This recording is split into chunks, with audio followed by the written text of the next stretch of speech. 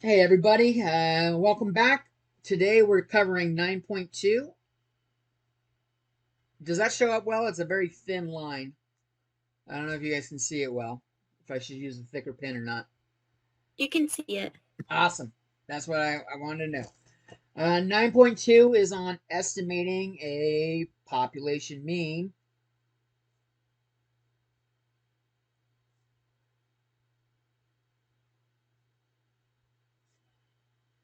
And since 9.1 we kind of used an old video last time, just want to show how it compares to the last one. 9.1, we did estimate a population proportion.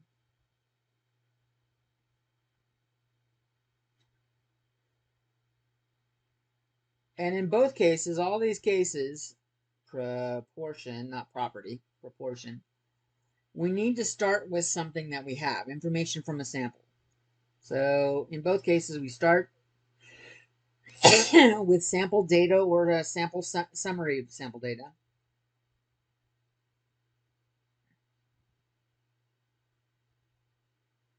Either direct data or a summary.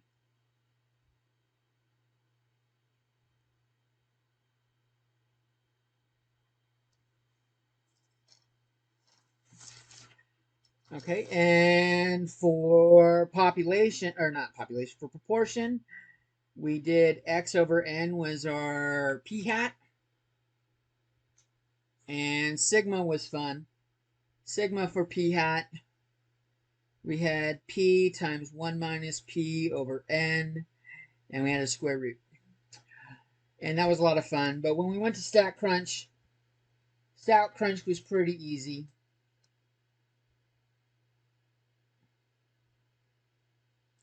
We did stats, proportion stats,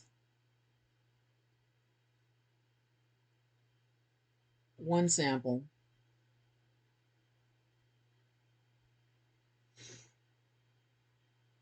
And we had with data or summary.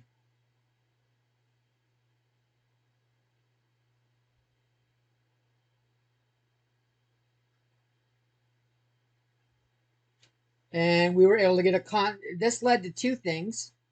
And I'll put it up on the screen real quick here, just to see that window again.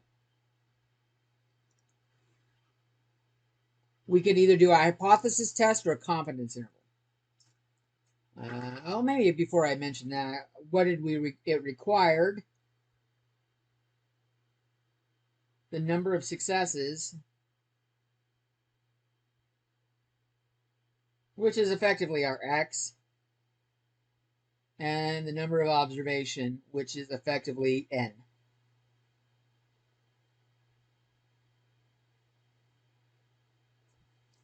Right?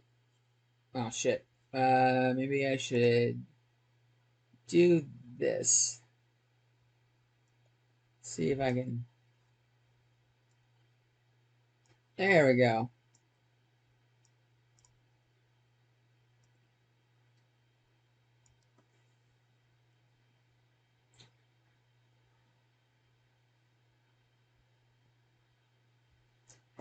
We covered confidence intervals,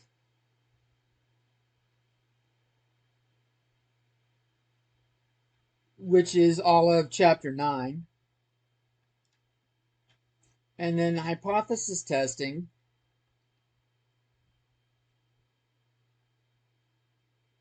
will be chapters 10 through 13. And since you can know, since we get them the same way with the same information, there is a connection between them. So there's a connection,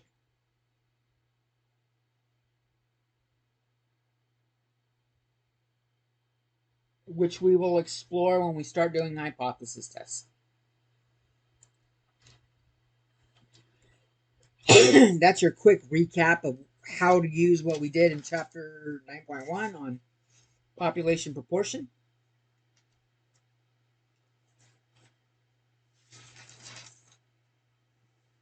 Recall we also had requirements.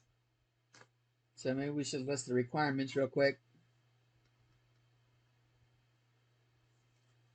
For proportions, p hat, we needed n times p times 1 minus p to be greater than or equal to 10, and we needed our sample size to be less than 5% of the population size. Those were our requirements.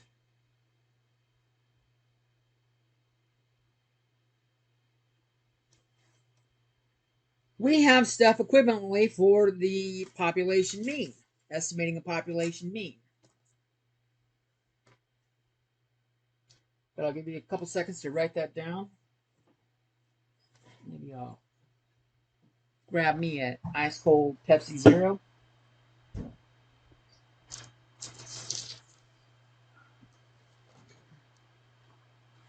Get my calculator over there because I'm sure I'll need it. I need it every time.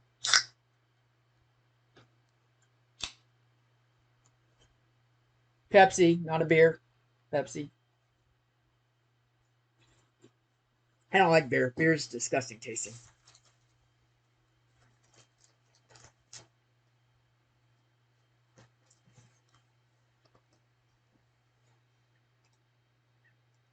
So I'm going to make this a little bit larger while we're using this for a little bit.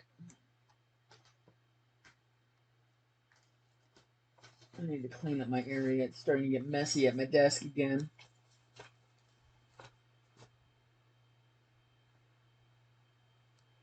You guys ready for some more?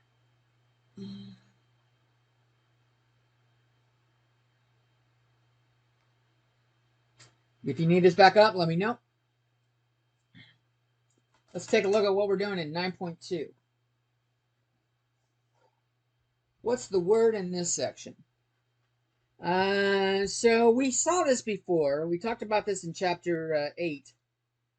When we're doing a random variable and we're doing sampling distributions, mu of x equaled the sample mean. And we showed that the standard deviation for the sampling distribution was the standard deviation of the population divided by the square root of n. Oh, this is annoying. Let me change the way this sits. There we go.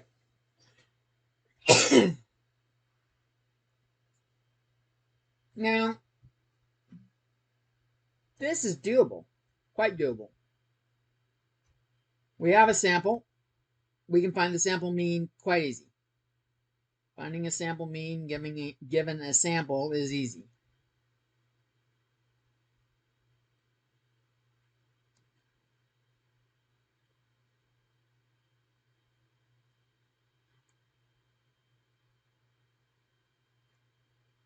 In fact, StatCrunch made it even easier. We had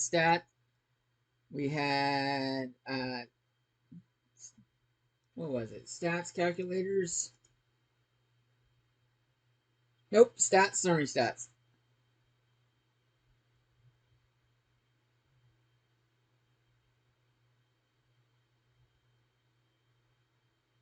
Columns, and we went from there.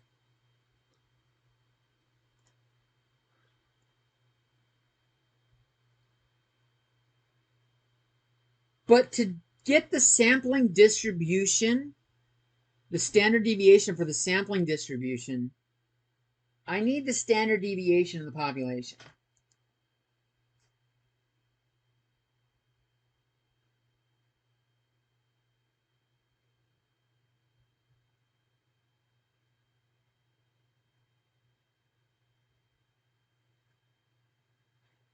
And if I had that,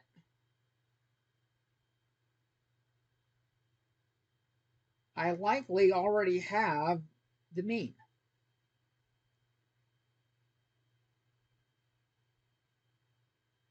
The actual mean already.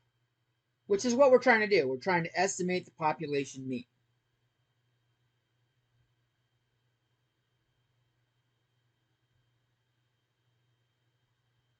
So we got to do something else.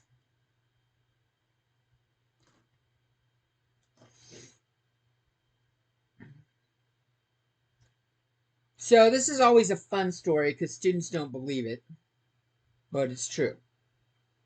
Back in the 1900s,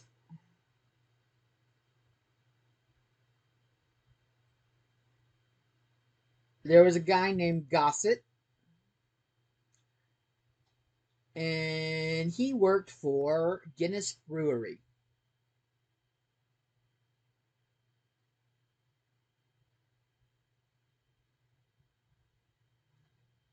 They made alcohol. And they're trying to figure out, how to make the best beer, right alcohol, what proportion of hops, and all that good stuff. And so he's Gossett works for him. He's like a bookkeeper, and he's collecting all this information. And he actually finds a way to estimate standard deviation.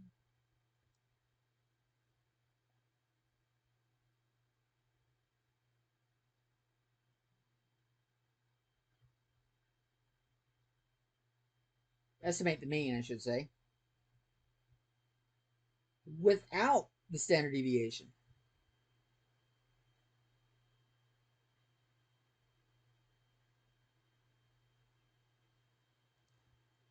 And it is just an estimate. It's not 100% spot on. It's just an estimate. His boss, Guinness Brewery, they won't let him publish.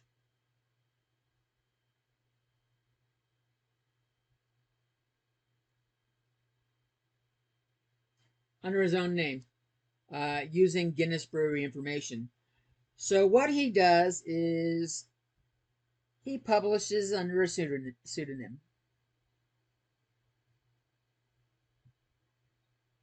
Pseudonym, which is such a great word because it doesn't spell anything like the way you pronounce it, which is like a fake author name to hide their true identity.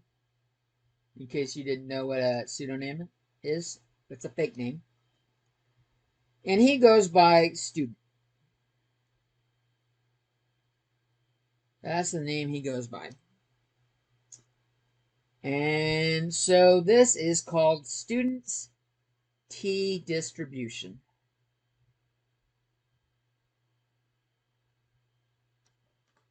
That's what he gave the world. Not Gossett's distribution, Student's Tea Distribution.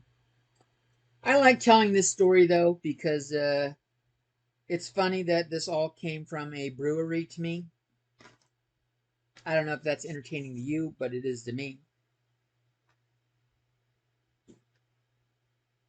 And if you're writing that down, I'll leave it up for a second, but it's not important to what we're doing. Ooh, that was a good one.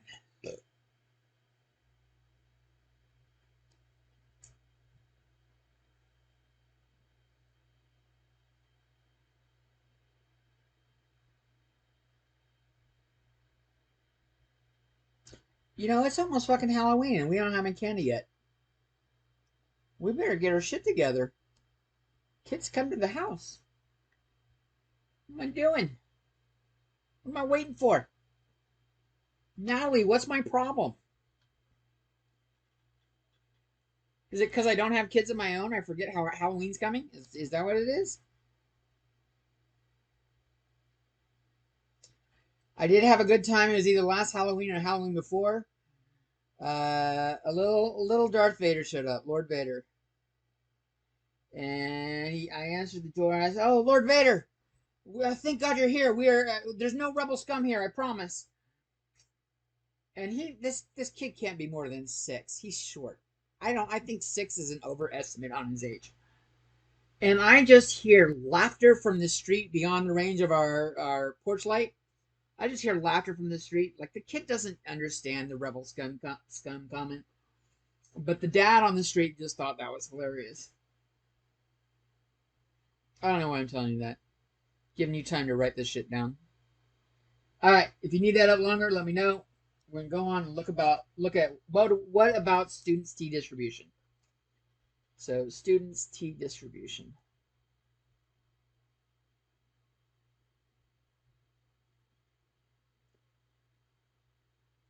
And we'll look at like some properties it has. I want to move that out of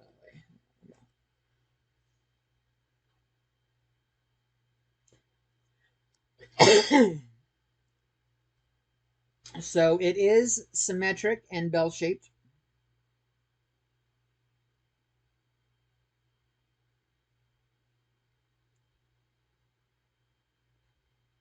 And centered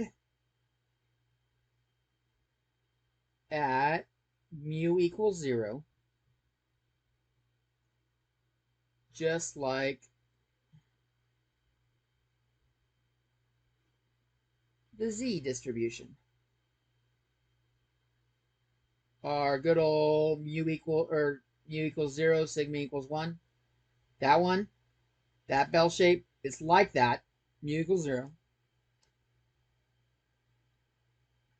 But it doesn't lock in sigma equals 1. Another interesting thing about the distribution is the t distribution is different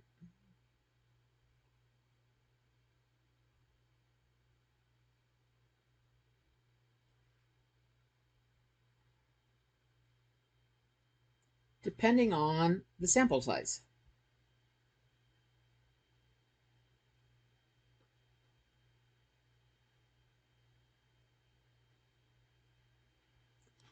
That's completely different from our other bell shape where sample size did not affect it.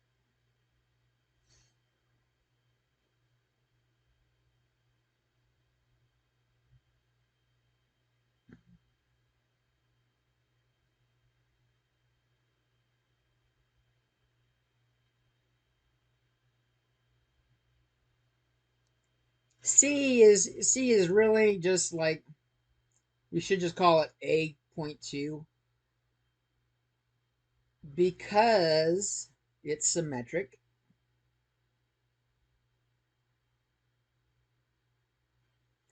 The area under the left side, area to the left of the mean,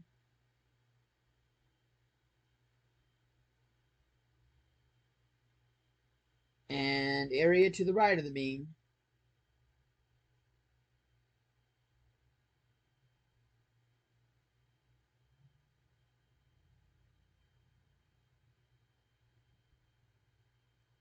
is 0.5. That's how the bell-shaped distributions are.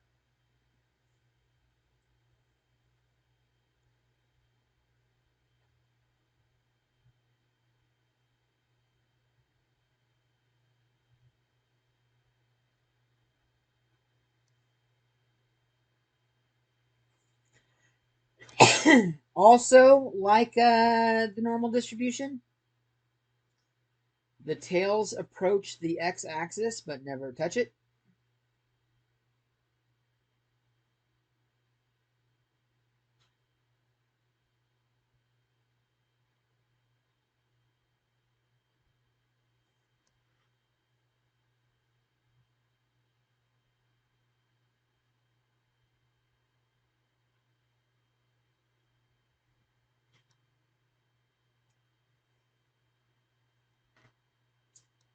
And the one that is most notably different, because you really won't notice the difference on any of these compared to a normal graph looking at it, or normal bell curve.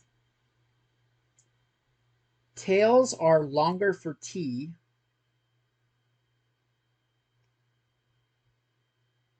than for z,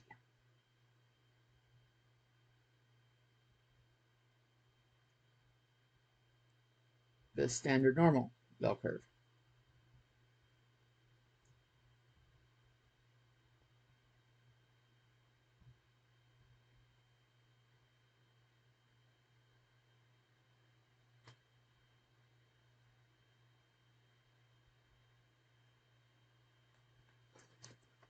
And what I mean by that is if we, let me see if I can draw a good graph here. Let's,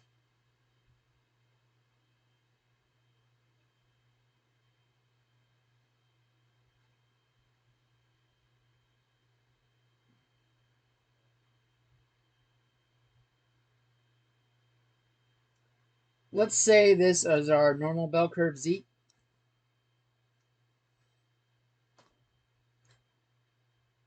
T looks a little bit more like this. It's a little lower in the middle, and it takes longer for it to get low and close to the x-axis.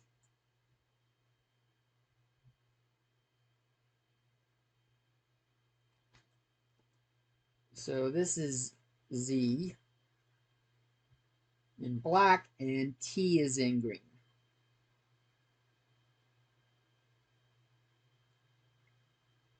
T or big T.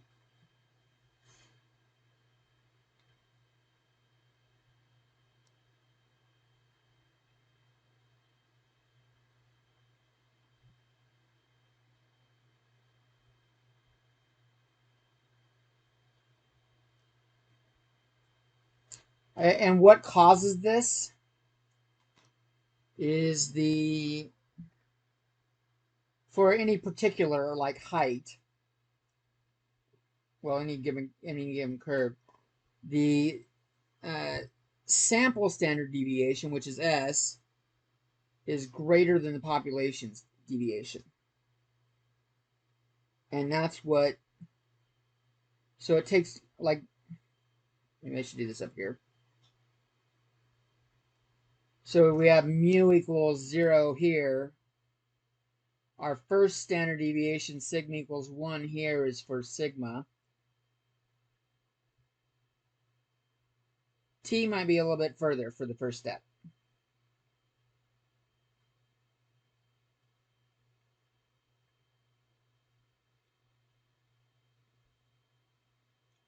So it takes longer.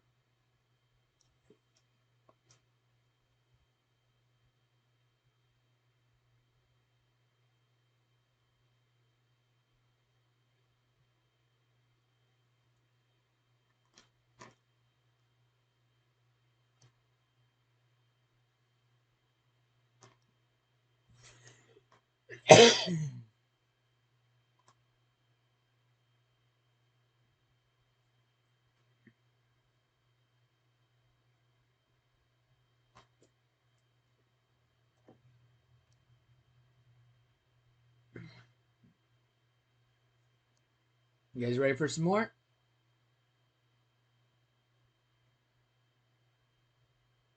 Okay. If you need that back, give me a holler. One final thing in that category. Even though I'm off screen, even though S is greater than sigma, as n increases,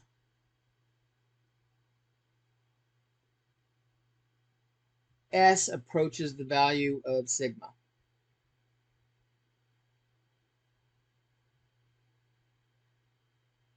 I'm going to say it approaches sigma, which means it's easy to forget what S and sigma are for. The standard deviation of the sample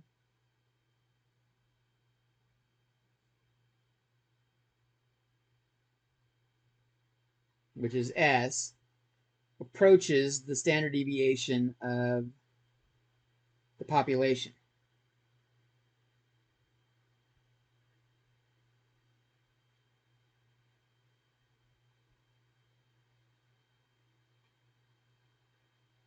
And that's sigma. So that's another way. That's like, what do I mean when I say S approaches sigma? That's what I mean. And n is sample size. Remember that?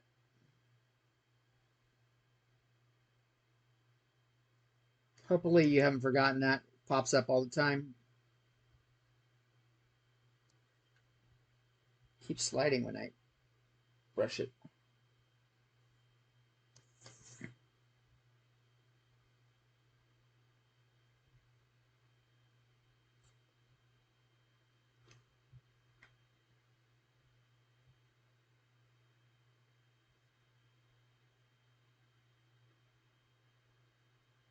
Okay, so those are the properties.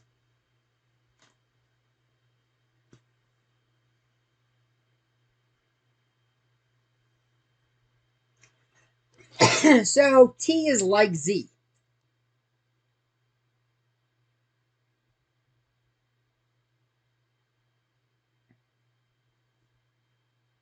The student's distribution is like the Z distribution.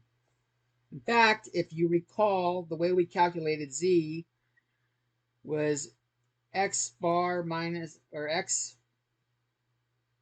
minus, not X bar, X minus mu over sigma.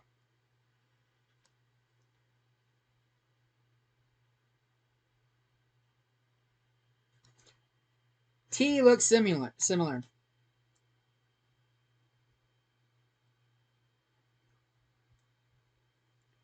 T is, we still got X minus mu,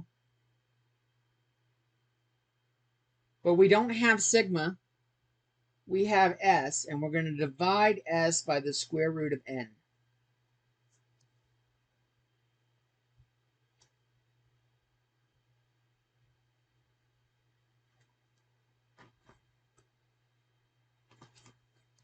And I don't know about you, but that's a lot of work. I'm lazy. So how do we do it in StatCrunch?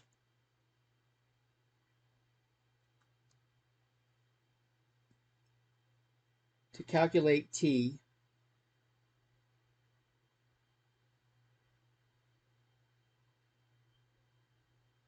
you're going to love this. The instructions are in the description. Stats, calculators,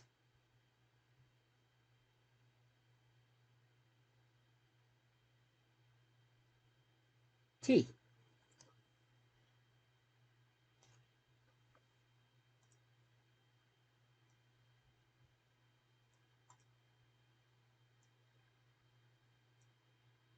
Can't get much easier than that.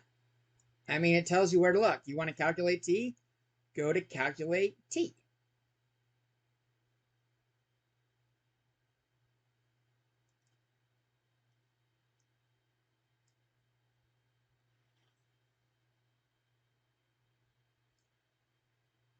And we told you, remember I said T is dependent on the sample size.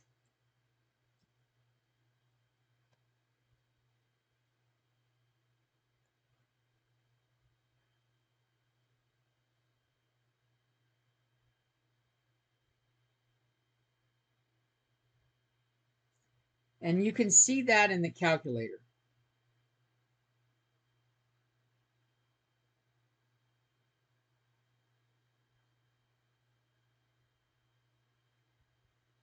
The things we need in the calculator,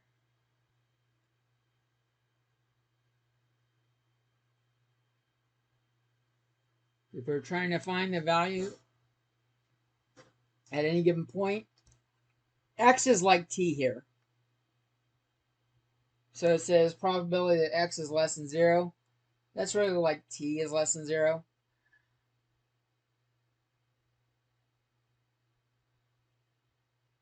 We need the DF, degrees of freedom.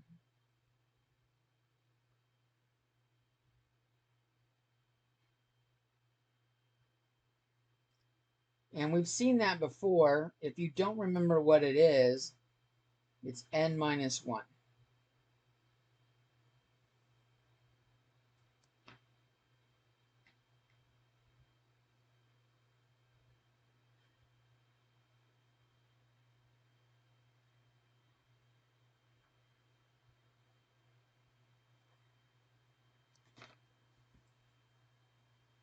And we'll do all this in a second. I wanted to show you how to get the competence intervals as well. And then we'll do some problems from the homework.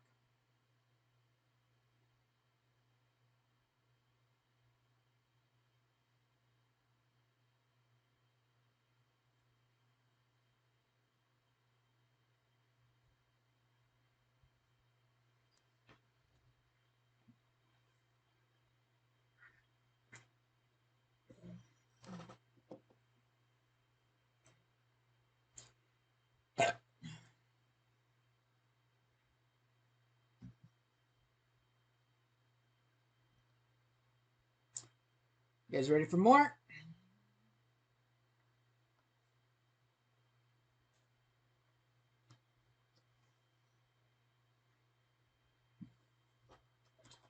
Okay, also in StatCrunch, for the confidence intervals,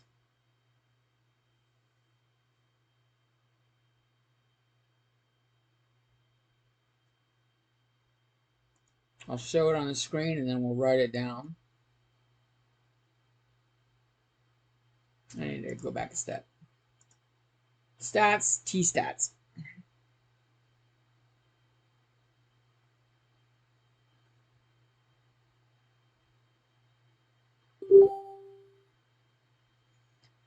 For now, we're doing one sample. We'll do two samples later.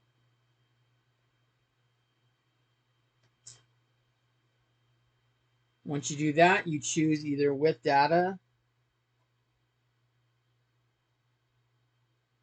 or with sample.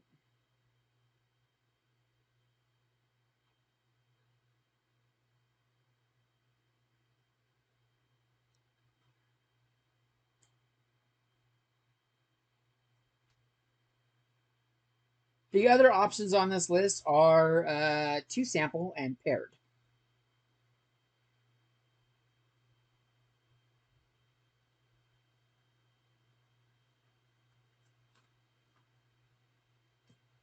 So we're just doing the confidence interval, CI, right now. When we do the hypothesis test for one sample, this is in chapter 11. Two samples and paired are both in chapter 12.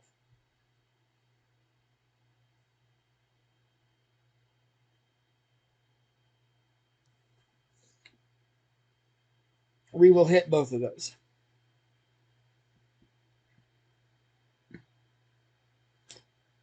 And the power sample size with sample size works similarly to what was done in 9.1.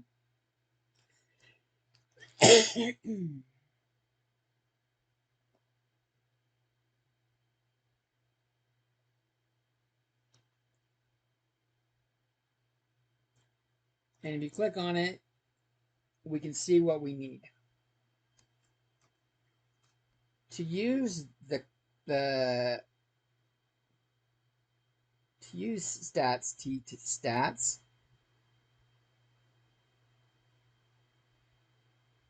we need the sample mean,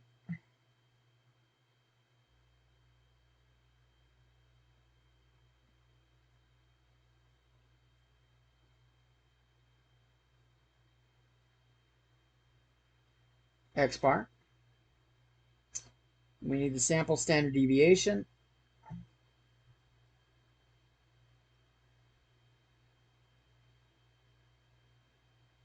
which is S,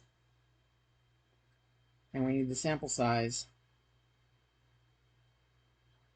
which is N.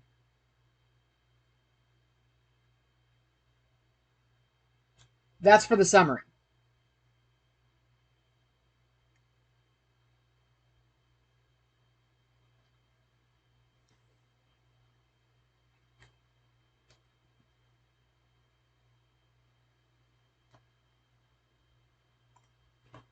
If we were just doing one sample with data, it just says select the column and go. Okay? So this is to do the summary.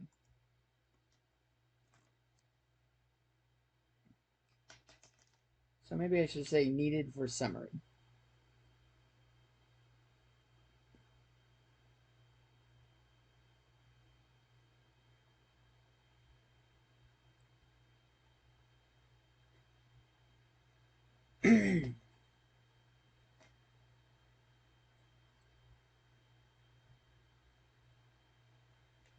Now, just like proportion had some requirements,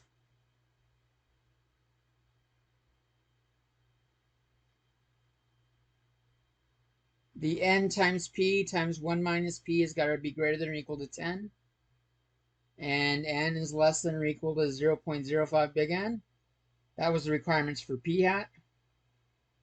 For t, what do we need?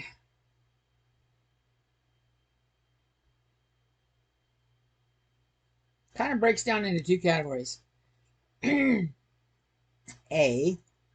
if our sample size is greater than or equal to 30,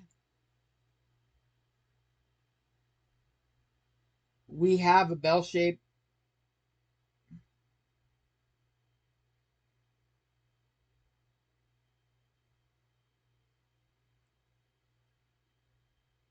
distribution already, and we're good to go.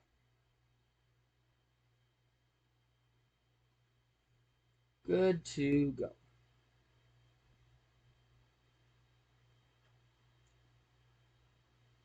If we don't,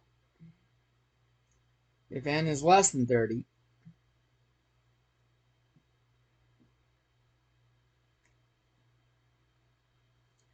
we need our QQ plot needs to be approximately linear.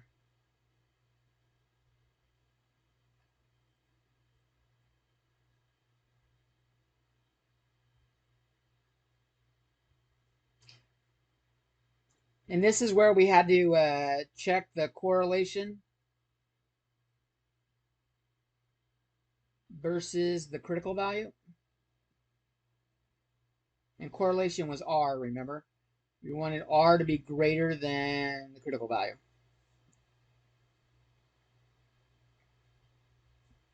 So that's like step 1 in there. Step 2 in there is we need a box plot has no outliers. Those are our 2 requirements if n is less than 30.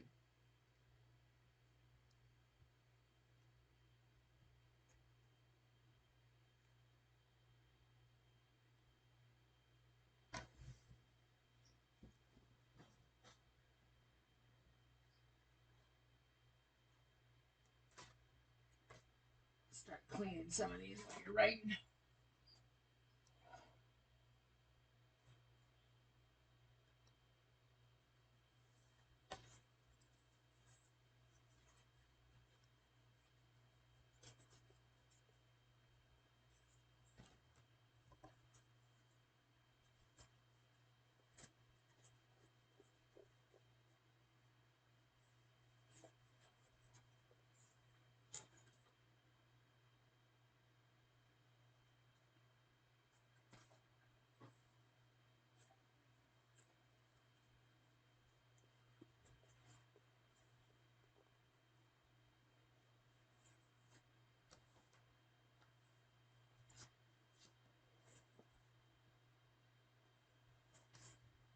Now we're ready to look at some examples.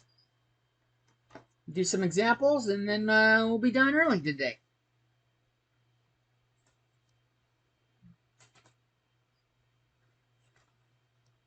So we are going to look at... Can you put that one back really quick? Yes, please? Yes, I can. Thank you for letting me know. More than willing to put it back.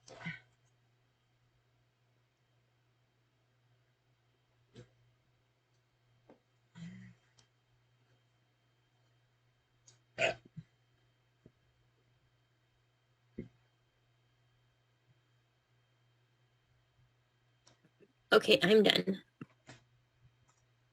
Hopefully we don't have class on Halloween. Oh, good. Halloween's on a Monday.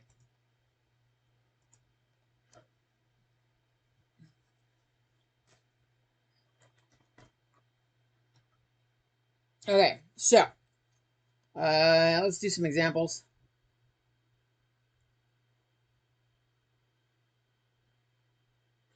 We're going to look at 11, 15, and for some reason I have them written in this order for examples I want to do. So maybe there's a reason I want to do 15 last.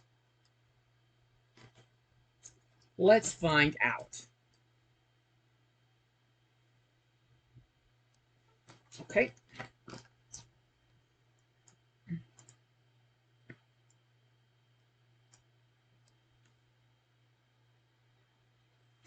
Open that up.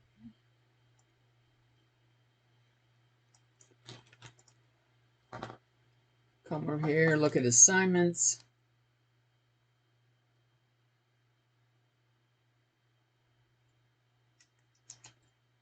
looking at chapter 9. Let's start with number 11.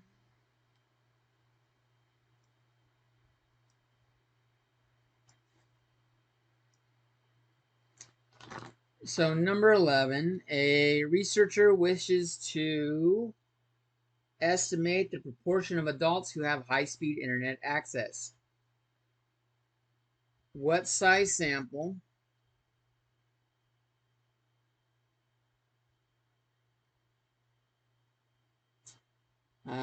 should be obtained?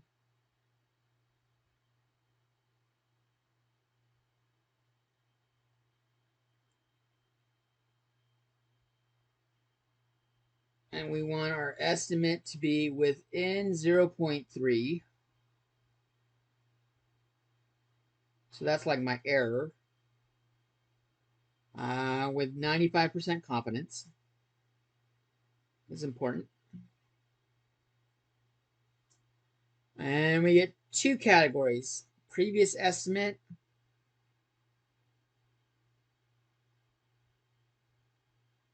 Why am I?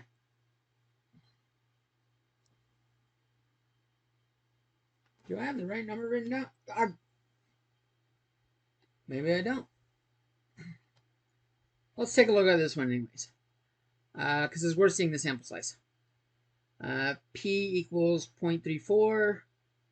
And B, no estimate. No prior estimate.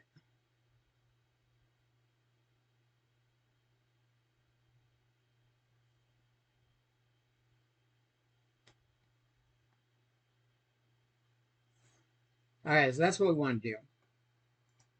I'm going to go to StatCrunch.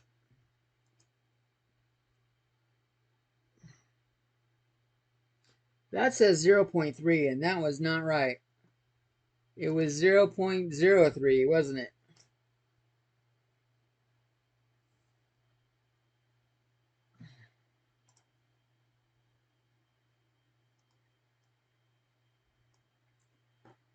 So it's talking about proportion stats. It must be a proportion stat we're dealing with. One sample, we're going to do power sample size. And we click on confidence interval width. So stats, proportions.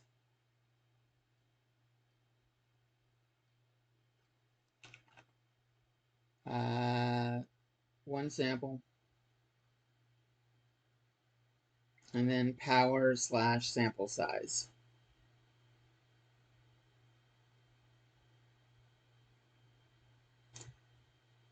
Click on confidence interval width.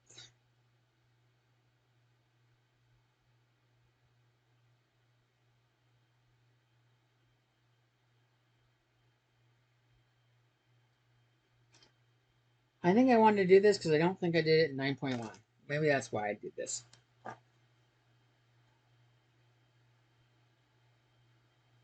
Notice we got 4 values down below, and 2 of them are required, and then on the right side we enter 1. So confidence level, they gave us 95%, and target proportion will be the prior estimate, which was 0.34.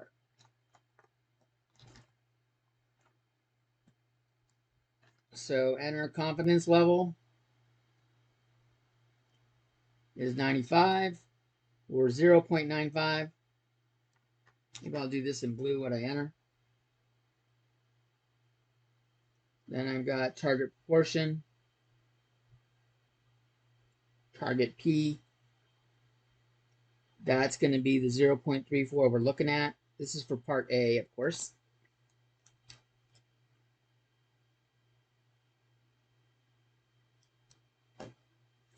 And now it wants the width.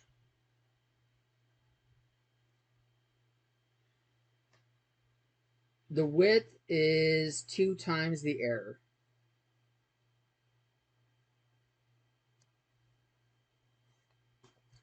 Where that comes from on a confidence interval, we have our p hat in the middle. We have our lower limit and our upper limit. And the error is this distance right here. And it's also the same thing as that distance right there. So the width is error plus error. If I wanted to get the whole width. And that's just the same thing as 2 times e. So my error here, it said within 0.03. So I'm going to put in width as 0.06. Sample size gets left blank. I'm just going to put n there. And rather than using blue, blue is entries. I'll put my answer in green when we do it. So I'm going to do width is 0.06. Click compute. And it says sample size is 958.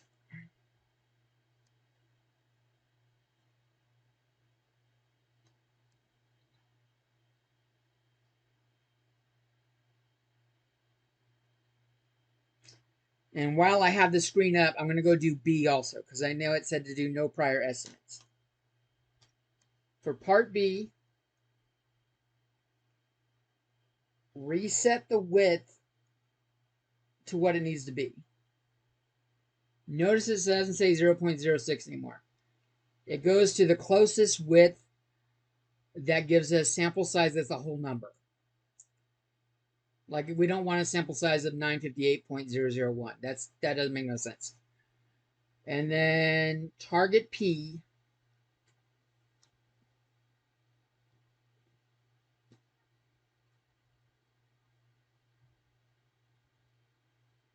When we don't have a prior estimate, we set it at 0.5. That's the no prior estimate P.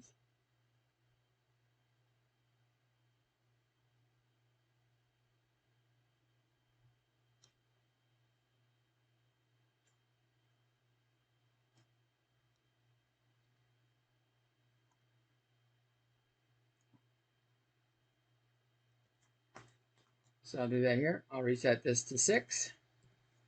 I will change target proportion to 5. Not 0.5, just 0.5. And I'm going to get n equals 1068.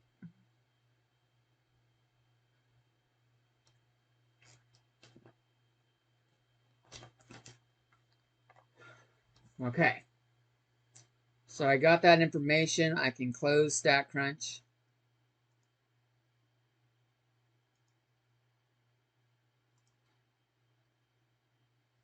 N equals 958 for part A.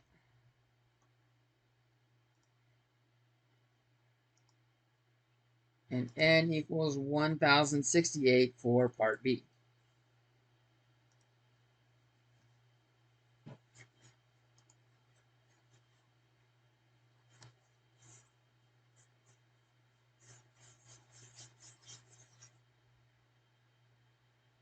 Your numbers will differ, but that's how we do it, and that's how we use it. I don't think I did a power sample size in 9.1. I didn't rewatch the video I did.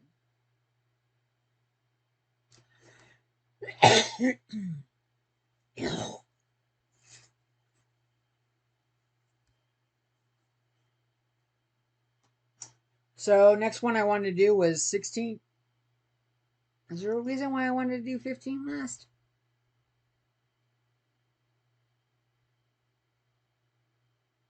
Huh, I don't know. We're going to do 16 first.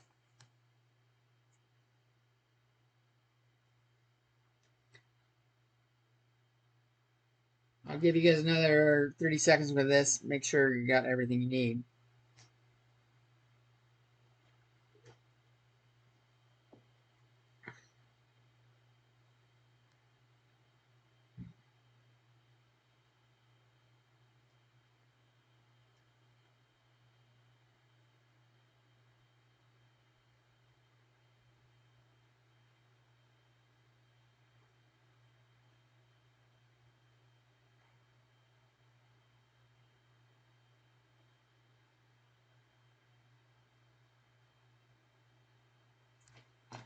Okay. So number 16.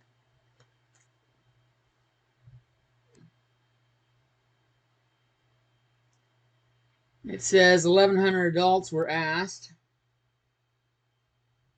So n equals 1,100. How many hours they worked in the previous weeks? Based on the results, a 95% confidence interval was created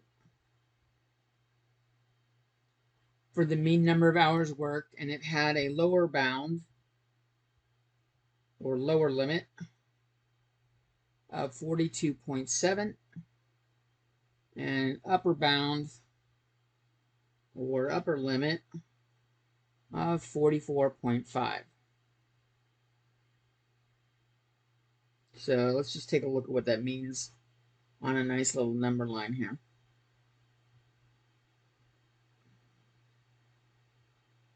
Our means should be somewhere in between them. And we'll go 42.7 on the left.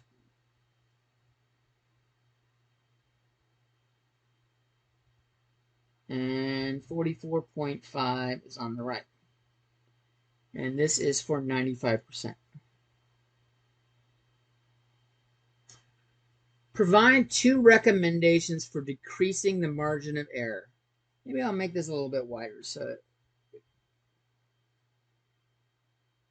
put the lines like there.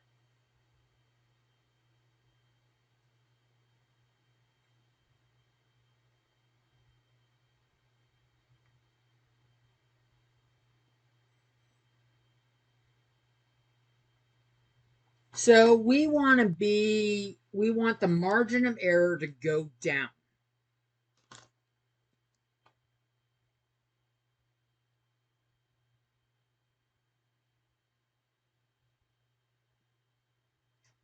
Which means, if I move these a little bit better.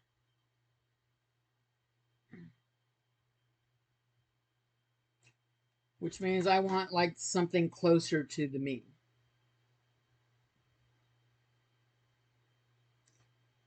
My error has gone from this length, do it in black. That's the old error. And if we decrease the error, it gets shorter.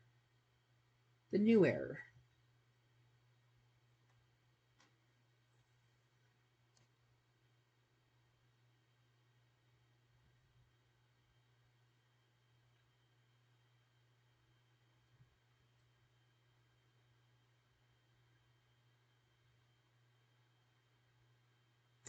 Okay, one thing that guaranteed to work is, what does confidence level mean?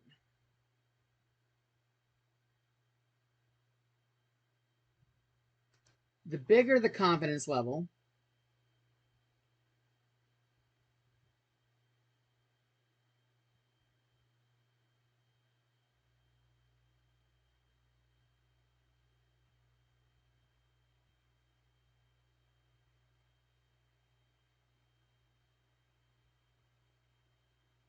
means the more confident I am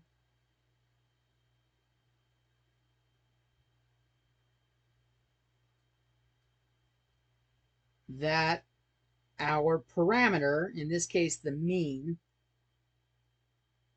lies between the lower limit and the upper limit.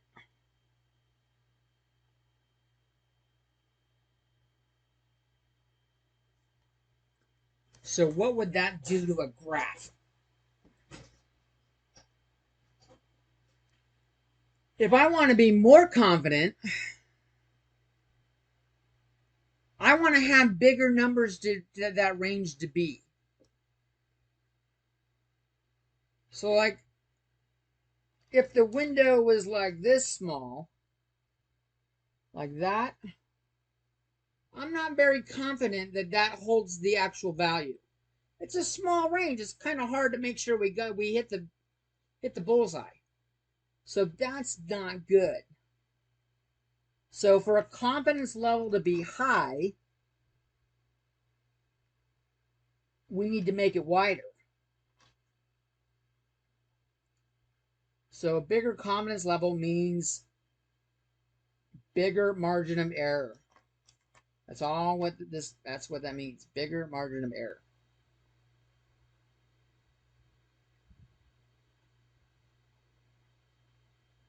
And that's not what we wanted. We wanted error to go down, not up. So the opposite holds true. Decrease the confidence level. This was increase, so decrease makes a smaller range of number.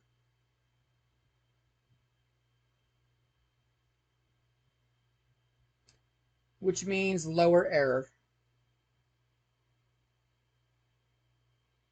So we definitely want to decrease the confidence level.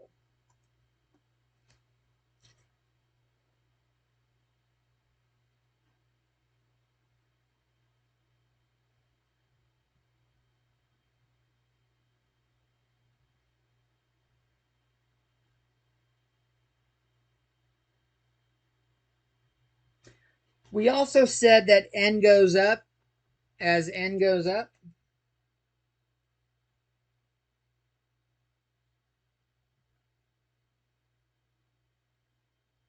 The standard deviation actually approaches the population deviation. But before that,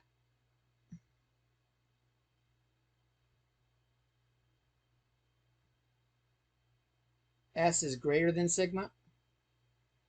This was the tails thing. So a larger standard deviation means a larger margin of error.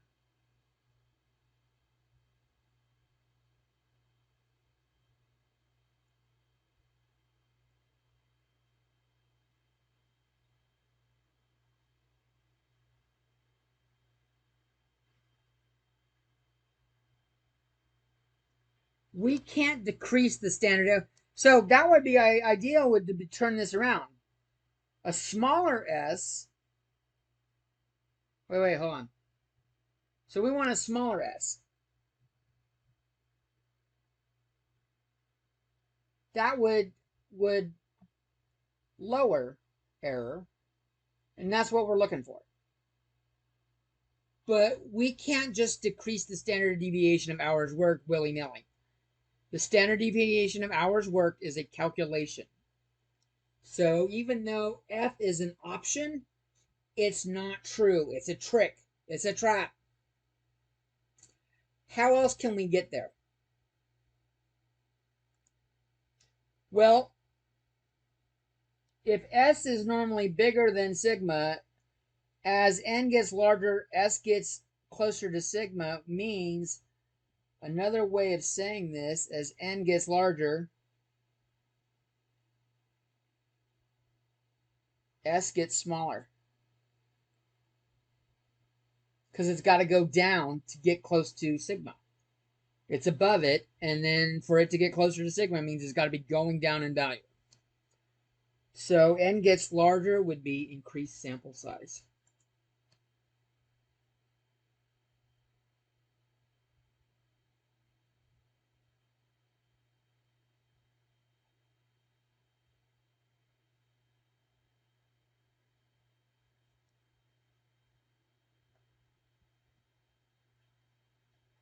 So ones that you can't do, F is just something you can't do, not doable.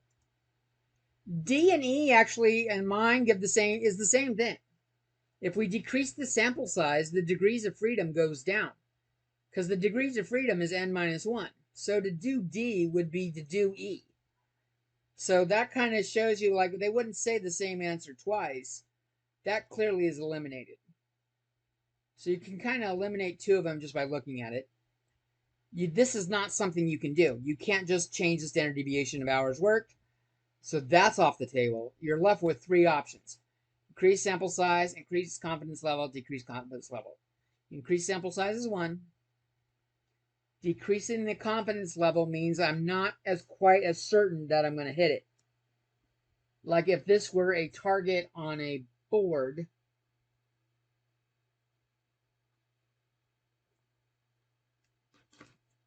like if this is the bullseye, and this is the ring I had, I'm writing right over the picture now. I am more confident that I will hit a target out here with a gunshot. This green pin's dead. I can see it. I'm more confident. Oop, bump of the camera. Let me just throw that pin away.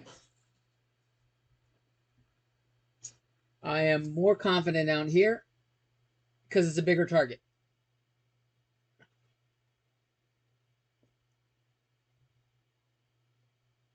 For the big circle. For a little circle, a smaller circle, I am less confident I can hit it.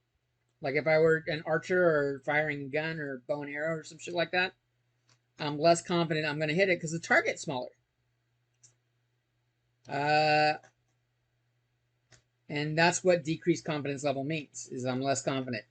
That's what we're going for, a smaller target, smaller margin of error. That's just a lot of explaining ways to understand what's going on there. We click check answer, and it says, fantastic job, Mr. Jones.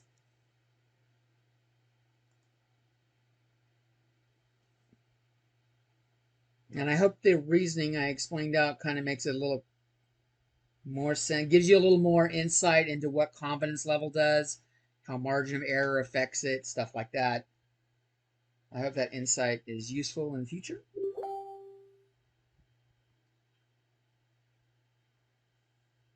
And when you guys are ready, we will go on to question 17.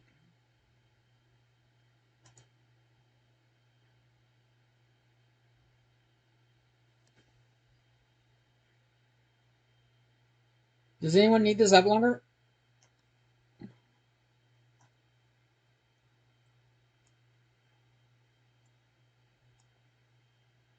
Okay. If you do, holler. So 17, they want us to, it looks like we're doing a bunch of confidence intervals. So I will write down my information that I have for mine.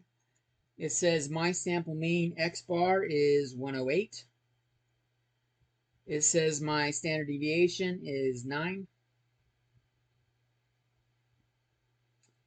And I will write down all of these right now. I want a 98% CI for A.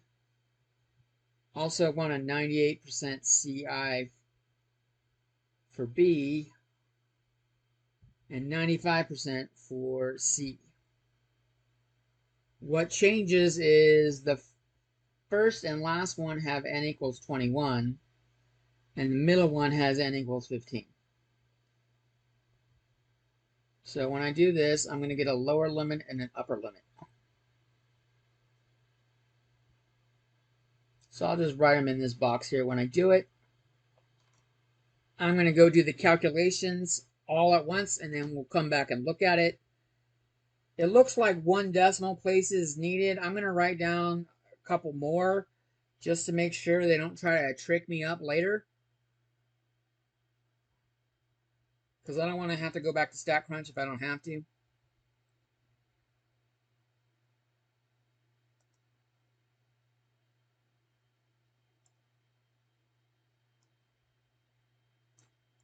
So I have summary statistics.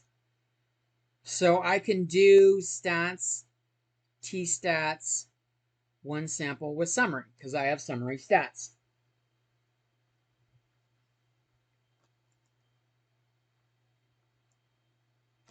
So the sample mean never changes, it stays at 108. The standard deviation is 9, that doesn't change. Sample size, we start off at 21. And we're doing confidence intervals, so I'll click that.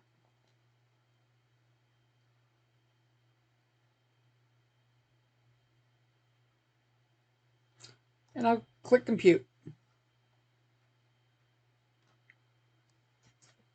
It gives me a lower limit of 103.903 and an upper limit of 112.096. 97 if I round.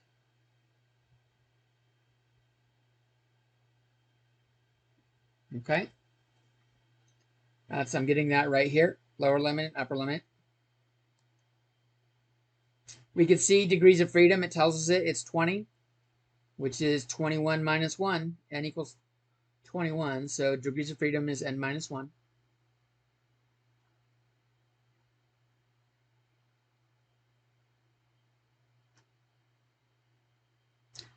And rather than redoing that, I'm going to edit this a few times. Just change what I need to change. For part B, n goes to 15, but the confidence interval stays the same. For part B, I have 103.015. I'm going to write them all right there because I don't want to do any rounding. That looks shady. I want to make sure I don't mess anything up. Here, not so much of a problem.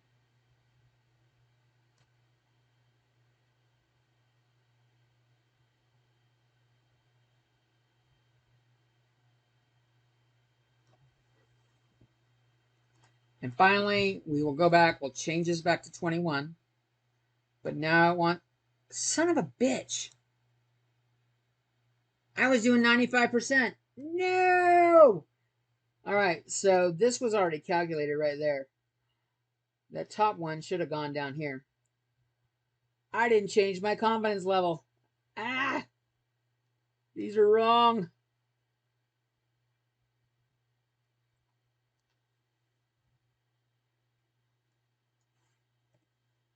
Darn it.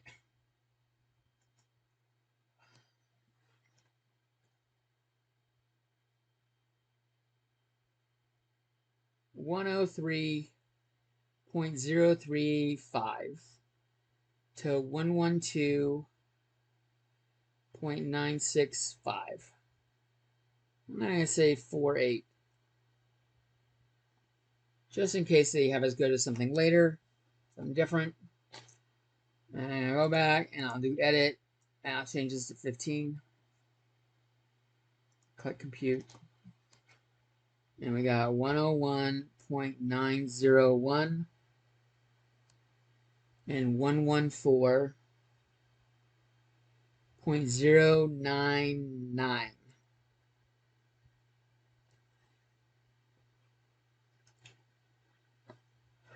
And I'll double check that last one. I'll go back to 21 and 95% just to make sure.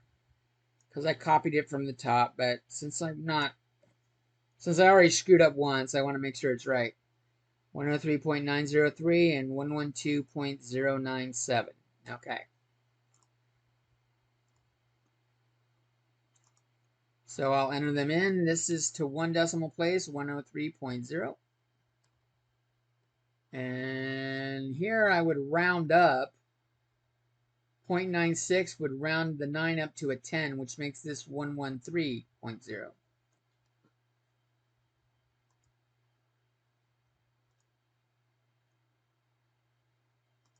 And then when we got n equals 15, I got 101.9 and 114.1. Still one decimal place.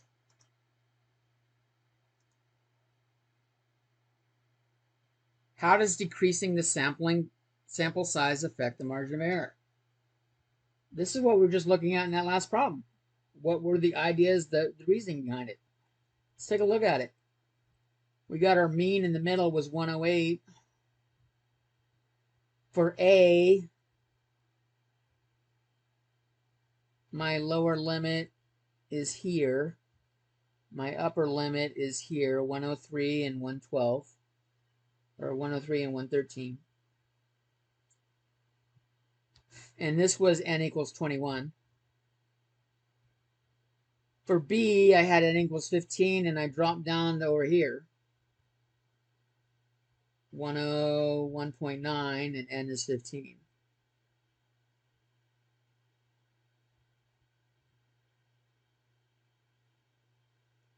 So as the sample size decreased, we went from 21 to 15, the margin of error went from this to this. A's margin of error, B's margin of error. It got bigger.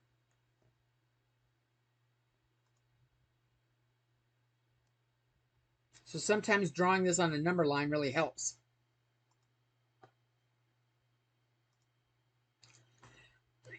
So I did see already. Let's put the numbers in we got. 103.9 and 112.1.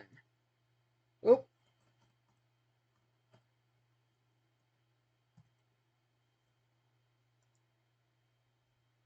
I bet they're going to ask us the same thing. So we're back to n equals 21, but we have a lower confidence level. So these were both 98.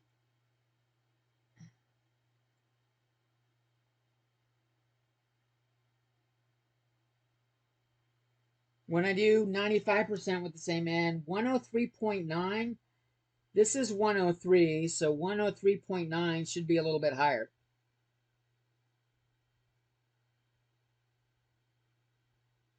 And 112.1 should be a little bit lower than 113.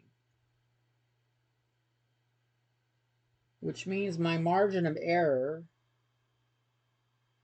if I don't look at B anymore, if I compare it to A, it got smaller.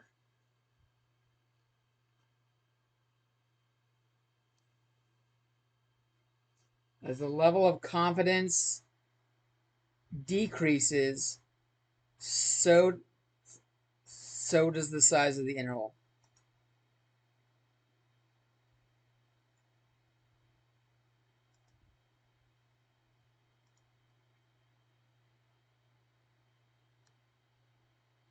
So notice, and I'm going to go back and I'm going to use,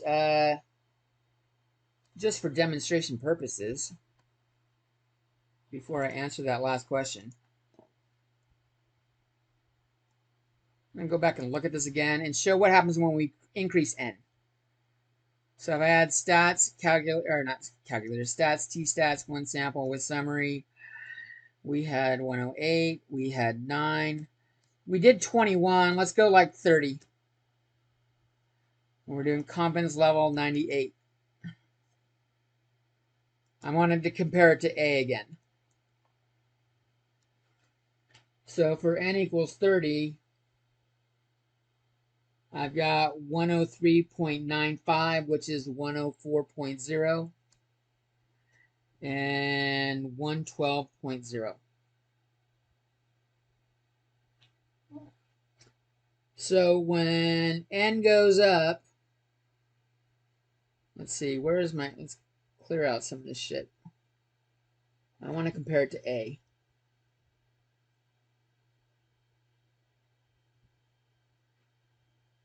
As n goes up, this is my new value. That's like D. And 112 is below. As n goes up, error goes down. We can see that here. It's a shorter error.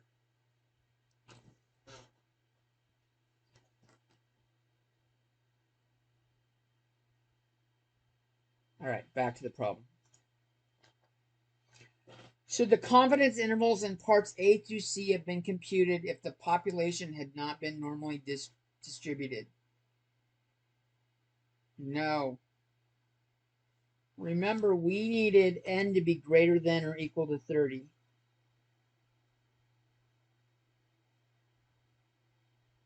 Or we need a guarantee that it's normally distributed.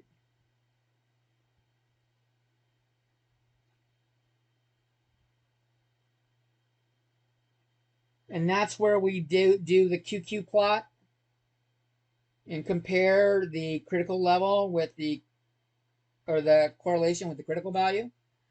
And we also had to check the box plot. We don't have data, so we can't do that. So no, the population needs to be normally distributed because the sample sizes are less than 30. So this is not really valid unless it's normally distributed. They did tell us that it was normally distributed in the question though. So the initial ones were valid.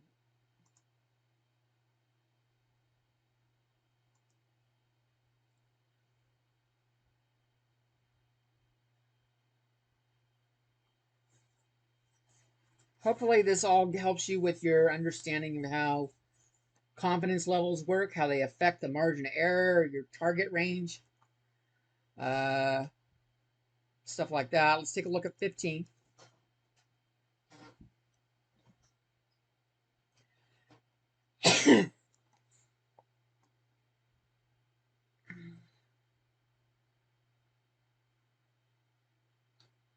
What is the point estimate of the population mean?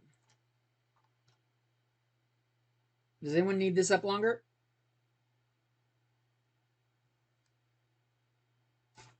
If you do, just holler. So 15. They give us a bunch of values. It looks like 10 values. And they want a point estimate for the population mean.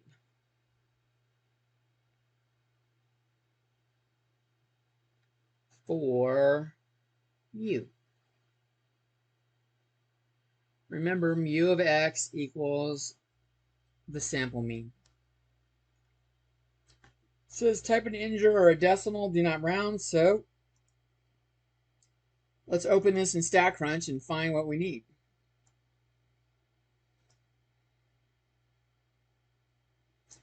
Stats, summary stats, columns. I'm going to grab the mean and standard deviation while I'm here. I don't know what I'm going to need, but I'm already here, and usually when they ask for the mean, they ask for a standard deviation.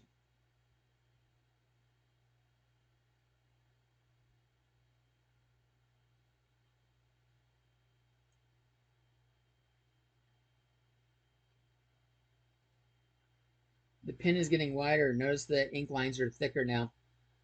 It's not so fine point. Use them just for a little bit, and the tip stops being firm. So, stats, summary stats, columns.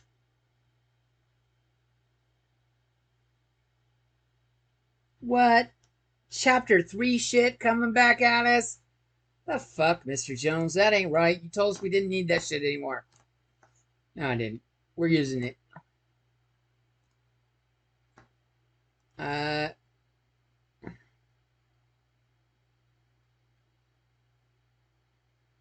Do not. Oh, I have an exact value 163.7.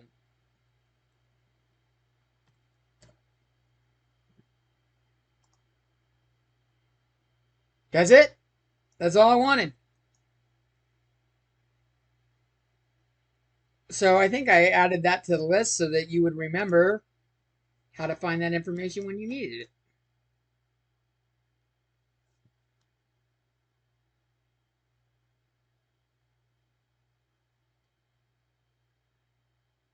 And I think that's enough homework problems.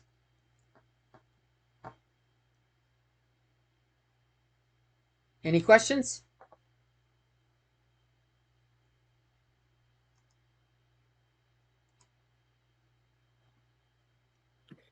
None from me. Have a good night. You too. Have a good weekend.